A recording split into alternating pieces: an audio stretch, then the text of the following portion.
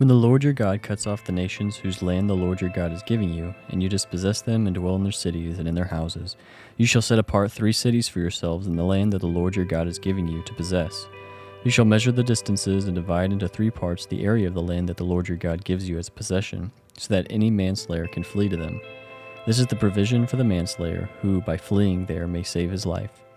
If anyone kills his neighbor unintentionally, without hating him in the past, as when someone goes into the forest with his neighbor to cut wood, and his hand swings the axe to cut down a tree, and the head slips from the handle and strikes his neighbor so that he dies, he may flee to one of these cities and live, lest the avenger of blood in hot anger pursue the manslayer and overtake him, because the way is long, and strike him fatally. Though the man did not deserve to die, since he had not hated his neighbor in the past. Therefore I command you, you shall set apart 3 cities, and if the Lord your God enlarges your territory, as he has sworn to your fathers, and gives you all the land that he promised to give to your fathers, provided you are careful to keep all this commandment, which I command you today, by loving the Lord your God, and by walking ever in his ways, then you shall add 3 other cities to these 3, lest innocent blood be shed in your land, that the Lord your God is giving you for an inheritance, and so the guilt of bloodshed be upon you.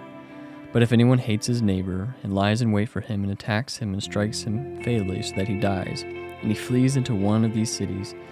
then the elders of his city shall send and take him from there,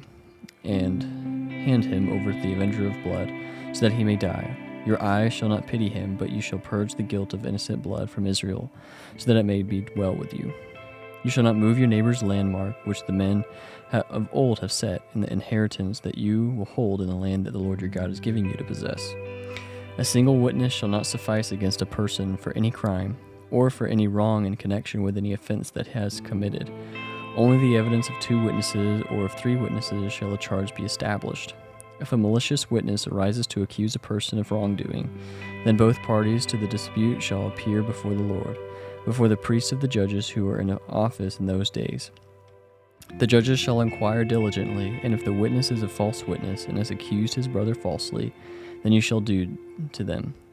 as he had meant to do to his brother. You shall purge the evil from your midst, and the rest shall hear and fear, and shall never again commit any such evil among you. Your eye shall not pity, it shall be life for life, eye for eye, tooth for tooth, hand for hand, foot for foot.